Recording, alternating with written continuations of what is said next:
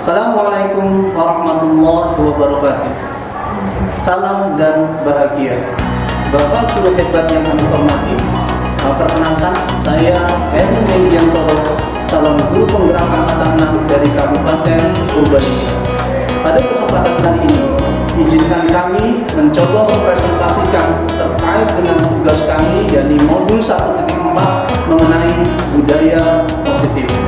Pada kesempatan kali ini, kami akan mencoba mempresentasikan terkait dengan tugas kami, yakni demonstrasi kontekstual dalam bentuk video demonstrasi.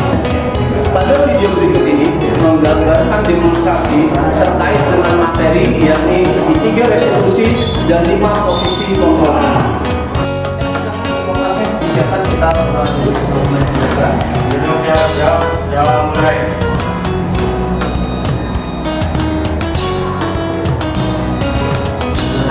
Salam. Assalamualaikum warahmatullahi wabarakatuh.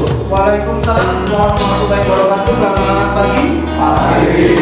Bagaimana kondisinya semuanya? Alhamdulillah. Sehat ya, harus jaga kesehatan. Penting di cuaca yang saat ini kita di musim hujan. Ya, sangat penting kalian bisa menjaga kesehatan kalian. Dan yang terpenting yaitu kalian juga harus disiplin. Disiplin ini tidak hanya berpikir terkait dengan kehadiran kalian tidak terlambat atau pulang yang tidak mendahului, tapi disiplin ini juga bisa kalian disiplin istirahat dan disiplin makan. Ya, sangat penting karena kalau kalian istirahatnya kurang, makannya terlambat di kondisi cuaca yang seperti ini ya, ini bisa menyebabkan kalian sakit. Nah, kalau kalian sakit, ada kemungkinan kalian tidak bisa mengikuti pembelajaran ya dengan maksimal atau baik seperti siswa yang lain. Baik, sebelum kita mulai pembelajaran, saya akan coba mengecek data hadir. Baik, Adit Setiawan, hadir. Ahmad Sadid, Ari Setyobudi, hadir. Audia Rama, keluar. Kemana ya? Audia Rama kok keluar? Tapi hadir, ada pembelajaran ada. Hadir. Padahal kita sudah buat aturan main ya gitu ya. Tadi awal pembelajaran, tolong saat saya belum hadir di kelas untuk dapat menunggu di kelas dari perjalanan jam, gitu ya. Dan kalau memang tertanding pun, kan saya dulu buat aturan ya, kita buat aturan bersama ya, aturan main bahwa kalau tertanding itu ya minimal izin dulu ke saya. Ya tidak mungkin saya tidak mengizinkan, apalagi kalau misalkan ya belum sarapan, sakit gitu ya. Nah itu nanti akan jadi masalah karena siswa itu juga harus sehat. Daripada nanti belajar malah lapar, tidak konsentrasi. Ingat, saya tidak pernah tidak mengizinkan siswa yang mungkin memang belum sarapan, lapar dan harus mungkin sarapan seperti itu. Ya, maka saya saya izinkan. Ya, kalau kita tunggu nanti coba lihat memang masuknya sampai jam berapa ya, macam itu. Baik, kita lanjut. Dapat dan Lumenda Firman. Ya, baik. Kita akan mulai pembelajaran. Di pertemuan kali ini kita akan mempelajari alat ukur yang namanya multimeter atau makometer. Ya, kemarin kita sudah belajar alat ukur apa?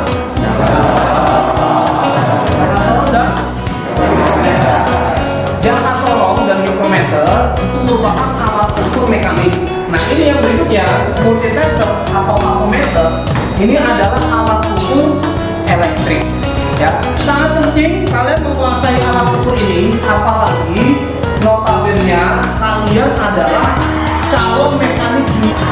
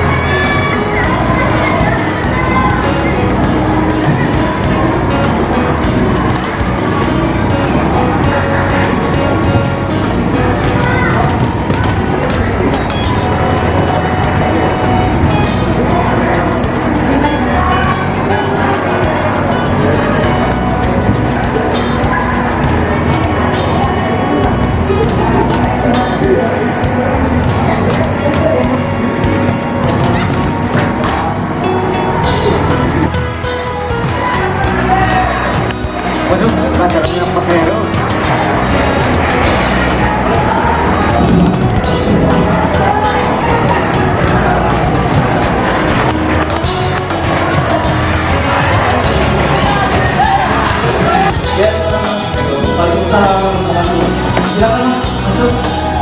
Kamu dari mana kawan? Dari kantin. Kita sudah mulai berapa menit ini ya mas? Sudah mulai ya? Tadi kan kita buat kesepakatan bersama ya. Kamu masih ingat ya seluruhnya ya? Kita buat kesepakatan di awal pembelajaran, kesepakatan kelas ya. Bagaimana saat akan memulai pembelajaran? Masih ingat kesepakatan itu? Ya kenapa kok kamu sampai ke kantin? Lapar, kok kenapa nggak tunggu saya dulu? Masih ingat lah. Atau mungkin kalau nggak tunggu saya dulu, kalau memang kamu sudah saking laparnya, tidak ada salahnya kamu turun ke ruang dulu, ya minta izin dengan saya seperti itu. Nggak apa-apa nama nanti ya. Setelah kegiatan pembelajaran ini, saya ingin banyak bicara dengan kamu ya setelah pembelajaran ini ya. Baik, silakan kamu duduk ke tempat kamu, kita mulai pembelajaran. Silakan. Ya. Ini buat perhatian yang lain ya, kita sama-sama coba kita berkomitmen ya, kita juga konsisten terhadap aturan yang ada ya terkait dengan pembelajaran, khususnya mata pelajaran saya seperti itu.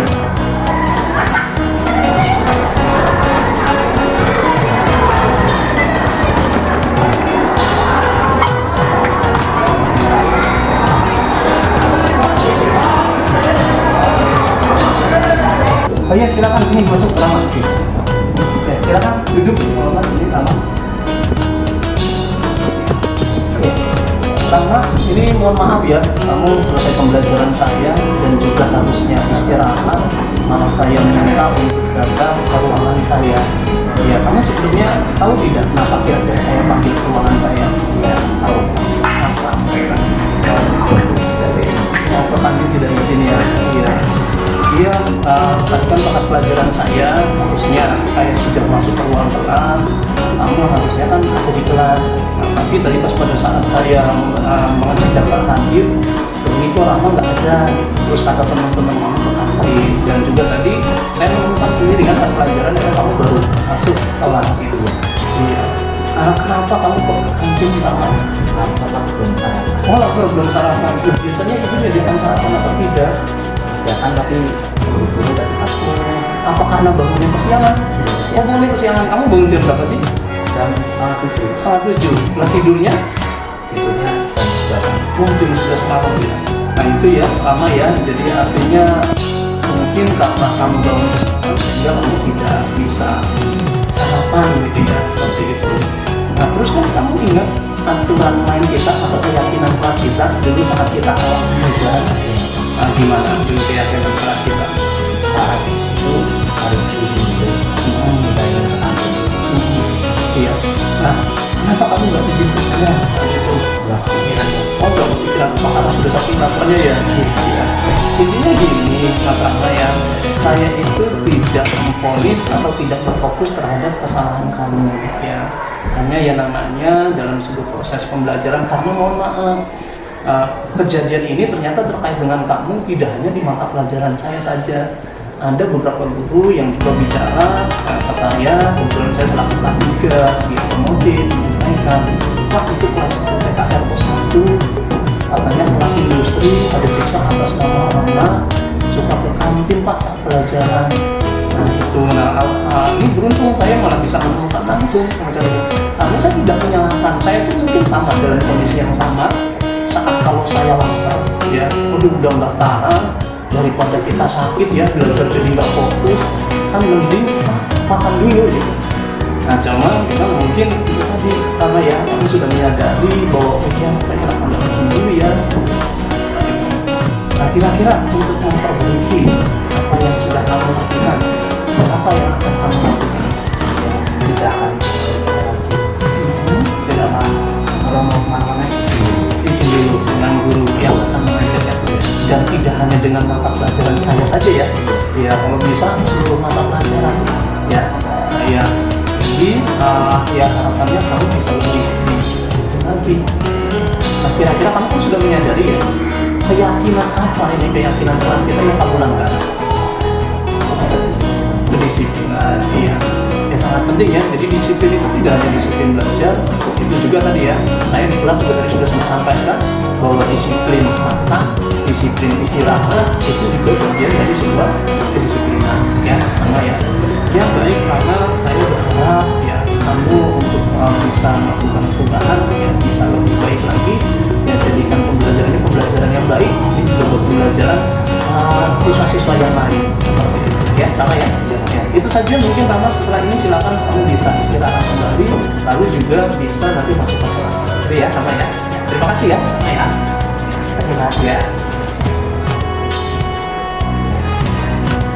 Ya, baik, Rama, terima kasih. Ini tadi kita sudah melakukan proses namanya restitusi atau ada dialog ya antara siswa dan guru terkait dengan permasalahan yang ada di lingkungan sekolah macam itu. Nah, ini saya ingin menanyakan proses penanganan yang dilakukan oleh guru dengan cara seperti tadi restitusi dibandingkan dengan proses kamu ditutup ya, misalkan dengan hukum fisik push-up, lari, atau mungkin diberi hukuman langsung dengan angkat kredit pelanggaran siswa atau dibentak. Nah, menurut Rama itu lebih nyaman mana dan lebih mengena mana dalam guru melakukan sebuah proses pembinaan? Lebih nyaman sama yang ngobrol gitu. Karena dan berbincang bisa lebih mandiri, lebih menyadari kesalahan kita. Terus kira-kira dampaknya terhadap Rama, atau kita berbagi pengalaman. Rama pasti pernah saat dilakukan sebuah penanganan terhadap guru pernah dibentak? Pernah. Rasanya seperti apa? Ya, agak gimana gitu. Agak nggak nyaman ya? Apa yang terpikir dalam diri Rama apa kalau satu dibentak, diomelin, diberi hukuman fisik lagi gitu? Pikiran menurut Rama, berpikirnya Rama itu seperti apa? Ya, gimana ya, nggak enak ya dibentak. Dibentak gitu ya? Apa karena mungkin di usia kamu sudah dewasa ya? Seperti itu ya? Nah, terus berikutnya dengan hasil diskusi tadi, kira-kira ada motivasi tersendiri ya buat kamu untuk melakukan perubahan dalam diri kamu terhadap mungkin masalah-masalah yang pernah kamu lakukan apabila proses penanganannya dilakukan dengan cara seperti tadi? Lebih mandiri, bisa berubah, percaya diri untuk berubah. Berarti lebih termotivasi ya, jadi dibandingkan dengan proses hukuman ya, dibentak atau diberikan supaya kamu merasa bersalah gitu ya, ini kan nggak aman ya.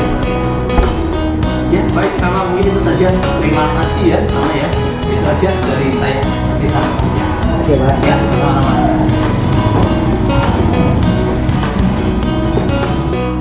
Demikian video motivasi kontekstual modul 1.4 yang akan dibuat. Guru penggerak memimpin perubahan, memajukan pendidikan. Guru bergerak Indonesia